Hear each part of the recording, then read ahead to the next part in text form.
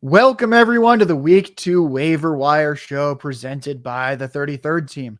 I am your host as always, Josh Larky, and I am joined by my co-host as always, Ryan Reynolds. We're going to get right down to it. There's a lot of injuries to discuss, and we're going to start with the three running back injuries at the top. The first is Nick Chubb. Nick Chubb is going to be out for the season. His career at this point is definitely in jeopardy. And for this year, I think Jerome Ford looks like potentially the best waiver option that will get rest of season. He feels like a max bid type guy to me. When filling in for Nick Chubb last night on Monday Night Football, he had 16 carries for 106 yards. 69 of those yards were on one carry. But still, we love the big runs. That's where fantasy points often come from. He also had 4 targets, one of them in the red zone, caught 3 of them for 25 yards and a touchdown. We like 20 fantasy points in his first half game in relief of Chubb. Pierre Strong had 2 carries for 1 yard and scored a touchdown. And he didn't catch his lone target. Are you with me, Ryan? That Jerome Ford is the max fab bid guy at this point. I mean, you're looking at a guy who could be behind a premium offensive line and an offense that's run reliant. And like you said, he's explosive. He broke off a big run. So yeah, if I'm in need at running back, I'd roll the dice on him. One thing I want to throw in here too is our Nick Bodiford writes up waivers every week. Very smart guy, sharp guy. He mentioned the idea of maybe them grabbing Donta Foreman, who was inactive last week for the Bears. I think he'd be an interesting complement for Cleveland. So that's something I'd keep an eye on too. That's a good one. Yeah. Another big, fast running back. I think with Pierre Strong, I'm not extremely interested in him. I kind of picture his path as 8 to 10 efficient carries a game. Yeah. Ford's the better pass catcher. Strong does run in the 4.3s for his 40 time, but again, this was a guy that was cast off by the New England Patriots. It's not like his past is particularly encouraging, whereas Ford didn't play much as a rookie, but then the team basically got rid of Kareem Hunt and kind of said like, hey, we like what we're seeing from Jerome Ford. We want him to have a big year too. And now it looks like he will have that in part courtesy of this injury. Yeah. Some people have talked about adding free agent running backs. I'm going to go ahead and say Kareem Hunt isn't the one that would scare me. Right. Given that they chose Jerome Ford over Kareem Hunt once already, and then Ford just had the 70-yard run on national TV, I don't think Kareem Hunt's doing that at this point. For me, the guy that I would be more concerned about is Leonard Fournette, just because I think Fournette could be the guy that takes on the goal line role, given that he doesn't fumble and he's over 230 pounds, and he's a good pass blocker and a good pass catcher, which could hurt Ford there as well.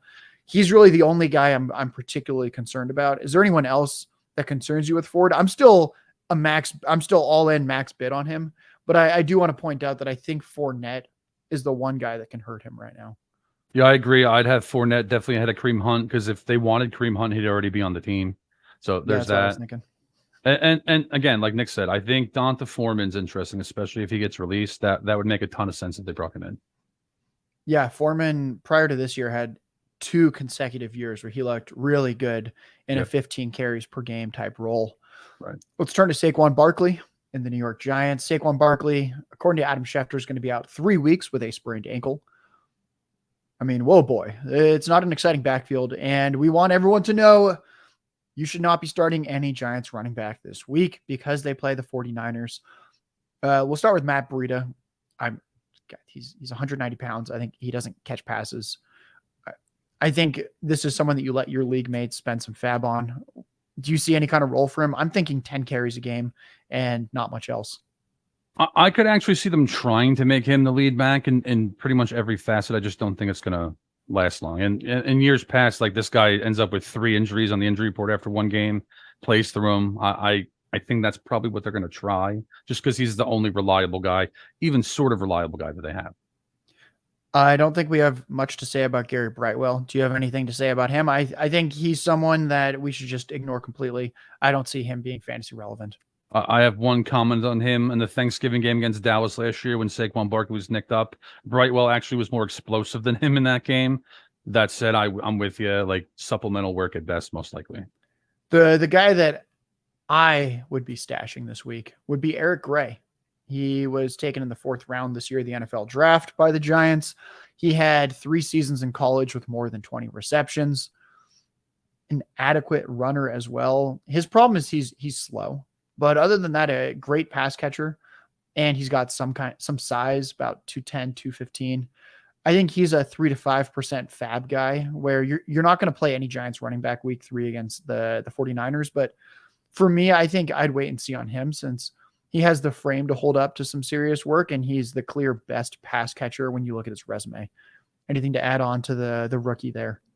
Interesting college statistical profile. Like you said, he's slow. Sending in a rookie to block against San Francisco is probably not something they're interested in either. Plus, they have Seattle, Miami, Buffalo on the horizon. So I agree with you. I think he's worth a deep league stash, but I don't really have high hopes for anyone in this group. Yeah, for anyone listening, if you couldn't read between the lines, we are suggesting that you should not be particularly excited about Giants running backs until Saquon Barkley returns. Let's turn to the Detroit Lions. David Montgomery hurt his thigh. He was carted off. It looked tragic, but Dan Campbell says he's day-to-day. I think he misses a game or two. That's one thing that I think we loved about Montgomery all offseason was in addition to the expected role, the guy's been incredibly durable every year in the NFL. Just every single year, he gets 225 to 300 touches. When he does have injuries, they're always less severe than expected. Was it last year where we all thought it was catastrophic and then he missed like 3 games? Yeah. Remember that one where people were like, oh, is David Montgomery done for the season? They saw the replay. He's just a big, tough guy. And I think he'll miss a game or two. Jahmyr Gibbs had 7 carries and 9 targets. Those 9 targets were a 27% target share. They led the team. That's exciting, but 7 carries.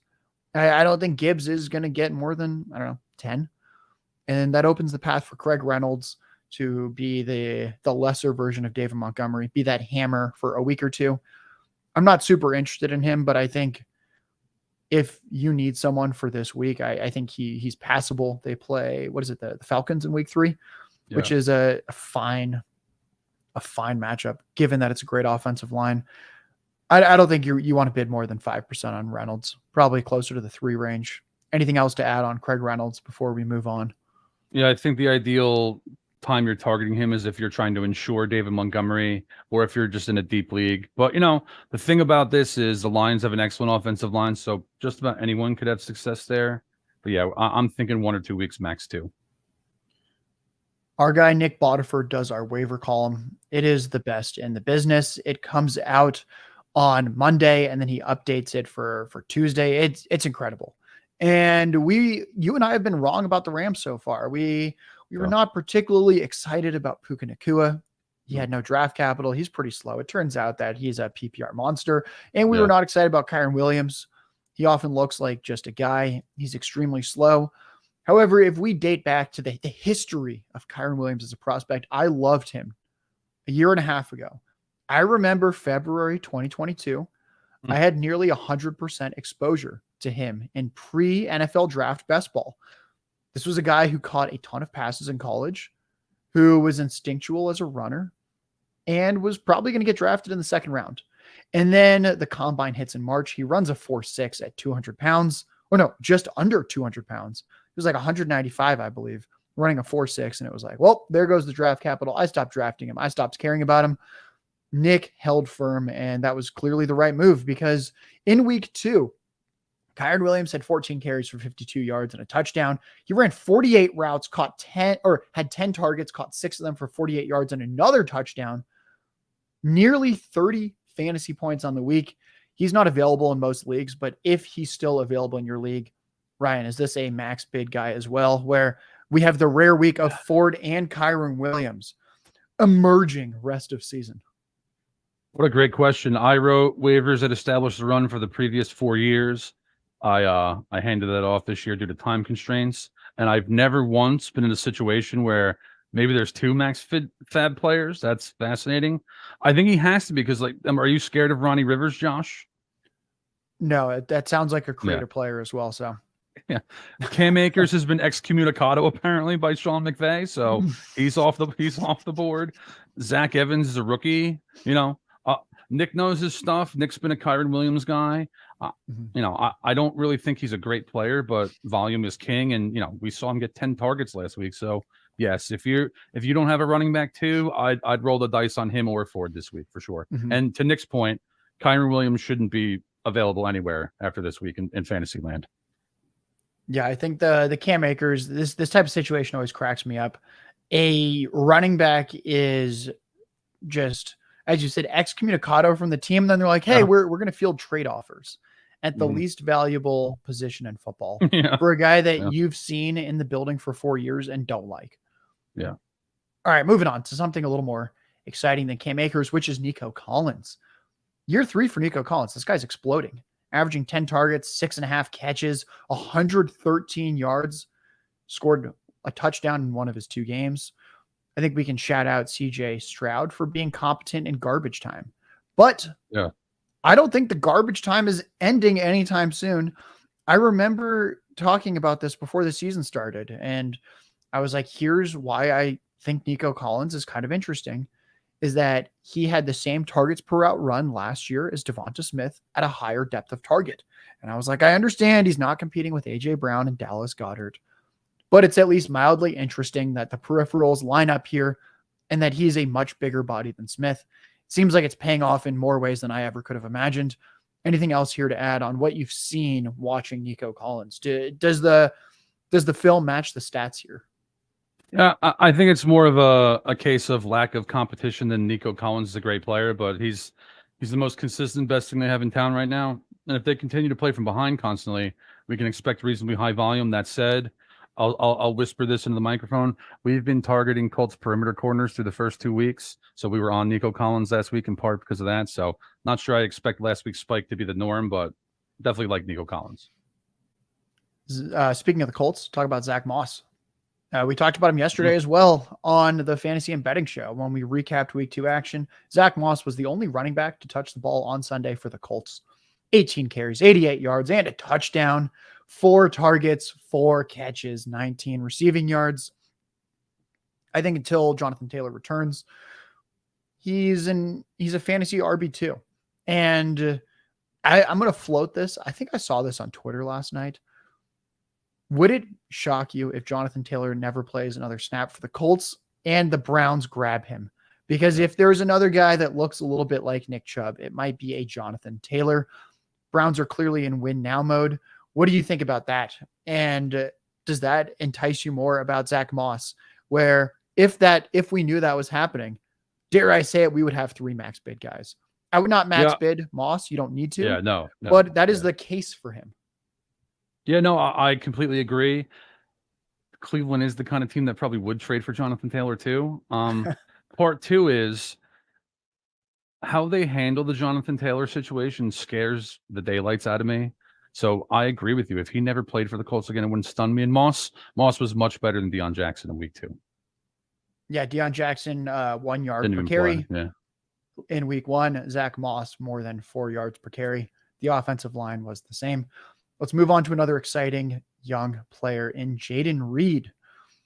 I remember before the season began, I comped him to Deontay Johnson light, where I was like, hey, this is a small, shifty guy that can actually play out wide if needed and had outrageous special teams production in college like Deontay Johnson.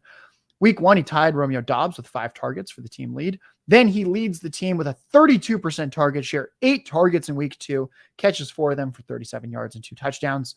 I don't care that much about the 2 touchdowns. We're not going to see that most weeks. I mentioned yesterday, Jordan Love is pacing for 442 pass attempts, which is awful, but 51 passing touchdowns and no picks. Regression is going to hit Jordan Love like a freight train. I'm not so sure if it's going to hit Jaden Reed, though. I think he's here to stay. And I could actually see him and Watson kind of having a 20 to 22% target share each week whenever Watson does return. I'm very in on Jaden Reed. And I think if you need receiver help, I think you can bid 15% on this guy to try and grab him. Yeah, I like him. Like him more long-term. I know in best ball, I drafted him thinking that he could overtake Romeo Doubs long-term for the number 2 role in that offense. So nothing's changed. If anything, I'm happy with his early progress. It feels crazy to say this. I'm not super excited about Treylon Burks. Yeah. He had 3 targets in week 1. He had 4 targets in week 2. He caught 3 of his targets 2 days ago for 76 yards, but it was 1 catch. He had 1 deep target against a Chargers secondary at this point that I think is exploitable deep.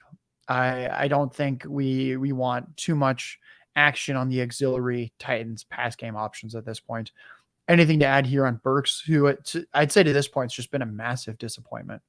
Yeah, agreed across the board. The one thing I'd add is he's kind of a handcuff to DeAndre Hopkins. So yeah, I'm not super interested either unless I'm in a deep league. Josh Reynolds has now had at least 6 targets and 66 receiving yards in both games.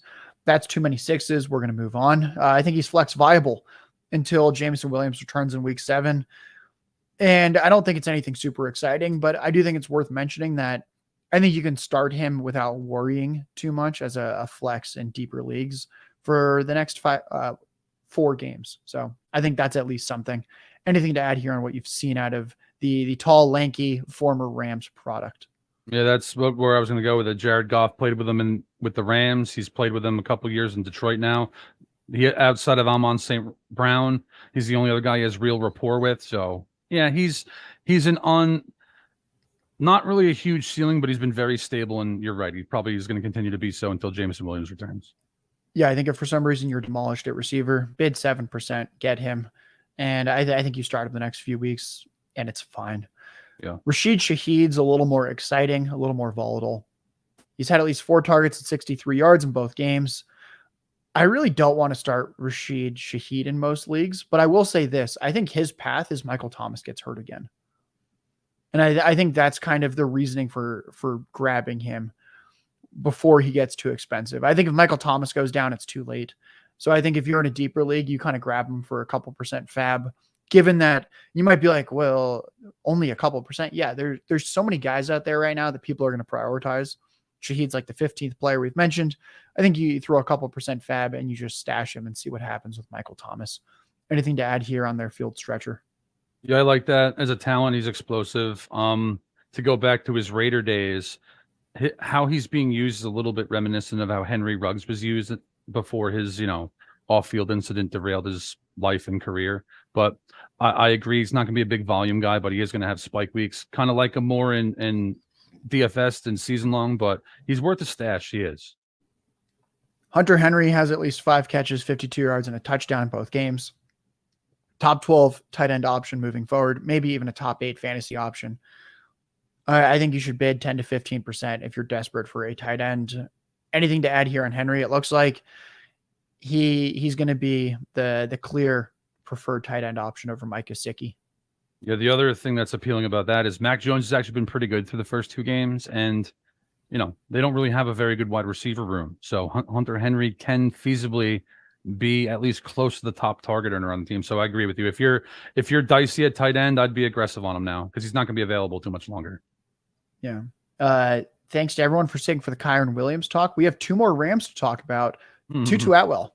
He's averaging 8.5 targets, 6.5 catches, 98 receiving yards a game, 114 air yards per game. We like that downfield role. I floated this out yesterday and you didn't seem to have too much pushback. So maybe this is real that when Cooper Kupp returns, Puka Nacua is obviously not going to go back into the box, but he's also not getting 15 to 20 targets each week. I think there's a chance that Tutu Atwell kind of sticks in this role. It's the role that I think we thought Van Jefferson would have. And we'll talk about more players to drop later on, but I would say drop Van Jefferson because it looks like Tutu Atwell is the clear preferred option in some type of field stretcher role.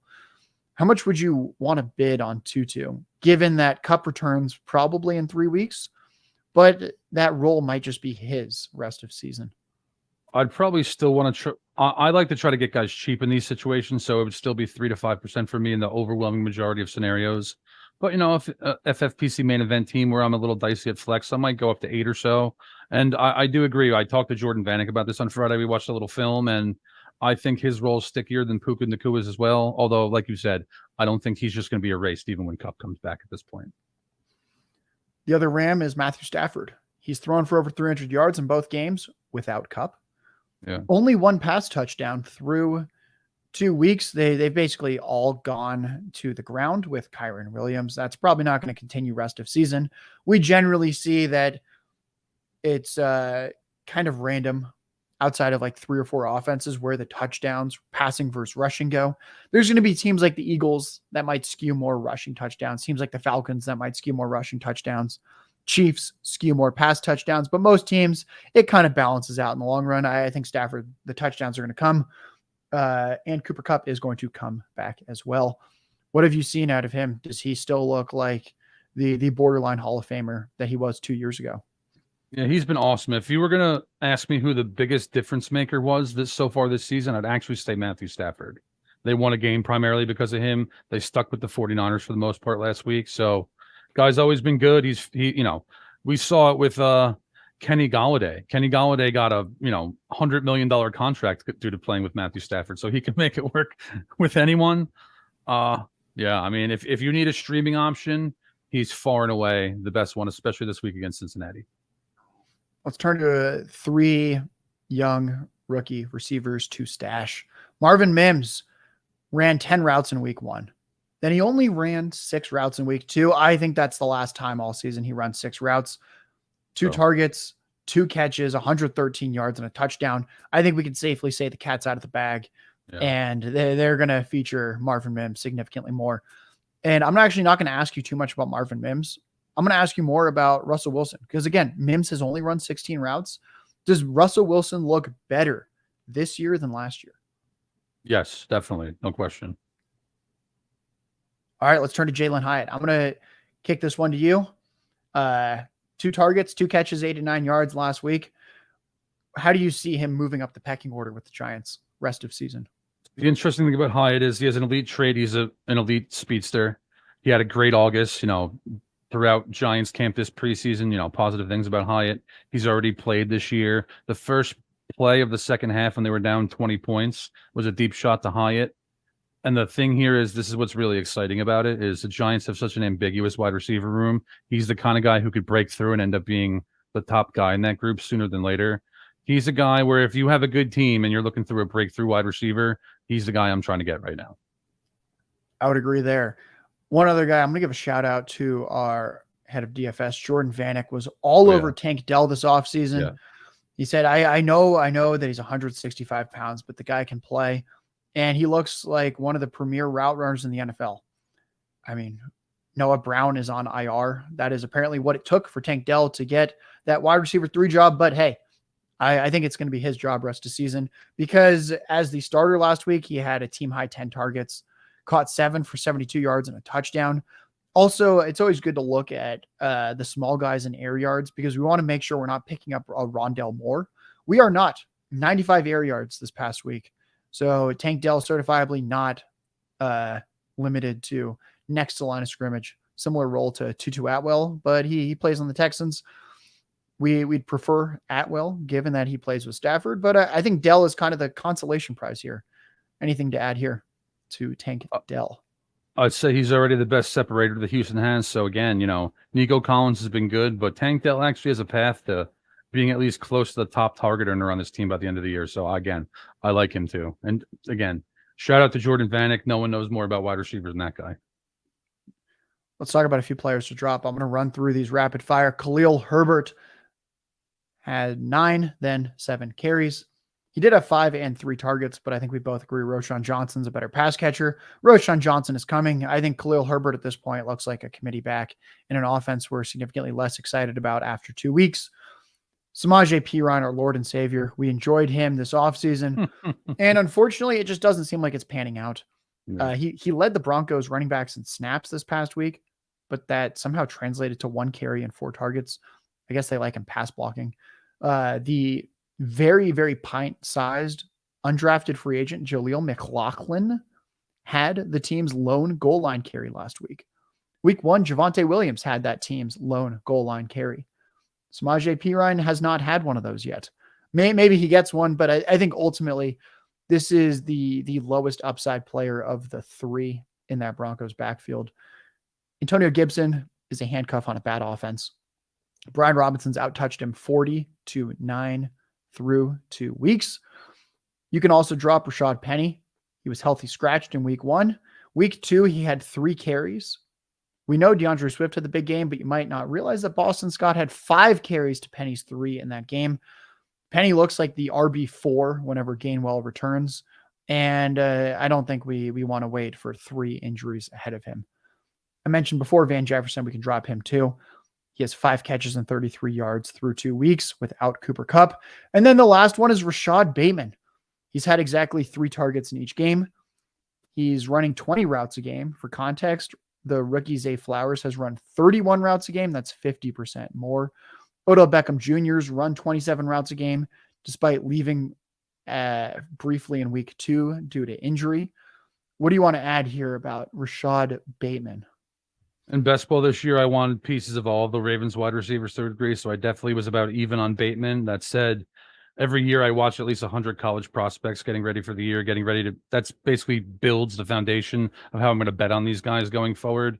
And when I was watching Rashad Bateman at the University of Minnesota, I didn't really see him as the top option versus Tyler Jones. I viewed him as similar equals when Bateman was a junior. Let's turn to quarterback streaming options. Brock Purdy against the Giants. Why should we be targeting the Giants defense, Ryan? I mean, Josh Dobbs looked like Tom Brady last week for a half. I can't even imagine what Brock Purdy and this loaded 49ers. Oh, man, it's probably going to be bad on Thursday. So my one concern is that they just blow the doors off the Giants. But, 250 yards and 4 touchdowns is on the table for Brock Purdy this week. CJ Stroud travels to Jacksonville to face the Jaguars. I don't think we need to add too much other than there's going to be garbage time and he's going to throw for 250, hopefully a couple touchdowns, and he runs a little bit. Anything to add to Stroud? I think we're aligned there. All right, let's turn to Gardner Minshew. He's on the road at the Ravens. That's not the best matchup, but when he filled in for Anthony Richardson last week, when Richardson left with a concussion, he completed 83% of his passes, and he had a decent amount. He had 23 attempts. That's admirable. Minshew has the sneaky mobility. He's got the stash. And I think he's one of the NFL's 2 or 3 best backup quarterbacks. Anything to add to Minshew? And can we please send this man to Atlanta? They desperately need someone like Gardner Minshew. I want them to send him to the Jets at this point, personally. But yes, I agree. Minshew's one of the better backup quarterbacks in the league. He's genuinely streamable. Not really crazy about the matchup in Baltimore, though. I'm going to mention Baker Mayfield against the Eagles. Baker threw for over 300 yards last week against the Bears. They're hapless secondary. Baker now has 3 touchdowns and no picks on the season, and he's only taken 1 sack through 2 weeks. That's very, very encouraging. Mac Jones had over 300 yards and 3 touchdowns in week 1 against the Eagles. Then Kirk Cousins had over 350 yards and 4 touchdowns in week 2 against the Eagles. Do you think that trend continues for Baker Mayfield in week 3? I think this is a correction week for the Buccaneers against Philly, especially their interior duo on defense. I could see that wreaking havoc in this game. Got to give Baker Mayfield credit. He's played good enough for them to win against 2 weak teams, but I'd rather not play him in fantasy against Philly this week. Let's turn to tight ends. Sam Laporta faces Atlanta. I think he's a good streamer, potentially viable rest of season. 5 catches in both games. He is rostered in just over 70% of Yahoo leagues, but I think there's a slight chance that he's available in yours. Anything to add about the speedy rookie tight end in Detroit? From a fantasy value perspective, it reminds me a bit of Pat Freiermuth when he was a rookie.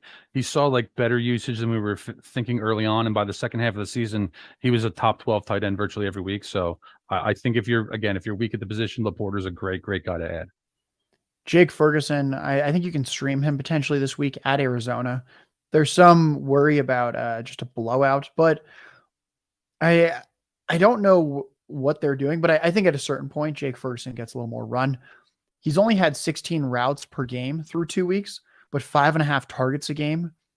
That 34% targets per route run rate is actually better than Kyle Pitts had last year. For context, where everyone always talked about how Kyle Pitts per route was an alien. He just didn't run routes.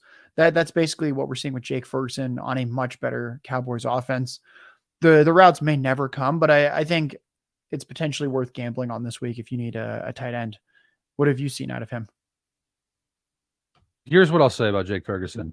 They're still scripting him plays like they did with Dalton Schultz. And the thing you have to keep in mind with the overall volume of the offense in general is they've won their first 2 games by a score of 70-10.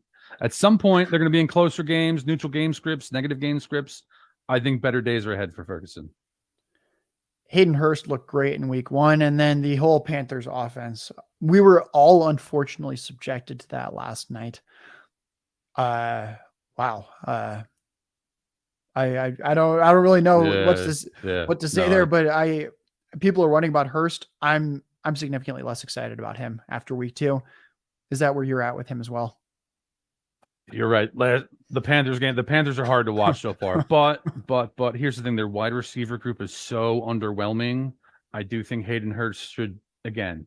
There's a small cluster of tight ends that are available early in the year. If you're weak there, Hurst, Ferguson, Hunter Henry, they're going to be gone the next few weeks. I do think he has a pretty good floor, all things considered. Let's turn to streaming defenses. Ryan, you understand NFL defenses better than most on the planet. Talk to me about why you like the Chiefs against a Bears team, and give us your line for how many sacks you think Fields takes. Over, under, how many? Oof, I like that. I would say I'd make it 4.5, primarily because Kansas City's 13-point favorites. Their offense is in a correction spot against the Bears, who have just got shredded by Baker Mayfield. This game has some potential for like locker room unraveling too. The Bears on offense. When I watch teams play offensively, I'm not just looking for, are they productive? It's what's their plan on offense. And I don't have a great answer to that for Chicago. This seems like a terrible situation that they're in this week. So definitely the Chiefs defense is a great ceiling this week. We're in a league together. We recently picked up the Browns defense off waivers. They looked pretty good once again. People might point to the box score and say, look how many points they allowed to the Steelers. But if you watch that game, I believe the Steelers had 2 defensive touchdowns last night, if I'm counting correctly. The Browns face a Titans team that might have the worst offensive line in football. Once again, Ryan, kick it to you. Anything to add? And what would you set the sack over under at with Ryan Tannehill in this one? Ooh, that's good. I think I'm going to make it 4.5 because Cleveland's offense is Deshaun Watson's been so bad. I'm not sure they're going to play with the lead. That's my one concern with the Browns defense. But like you said, top 10 pass rush, top 10 secondary, bordering on top 5 in both areas. Give me them against any team with volatile quarterback play or a weak offensive line.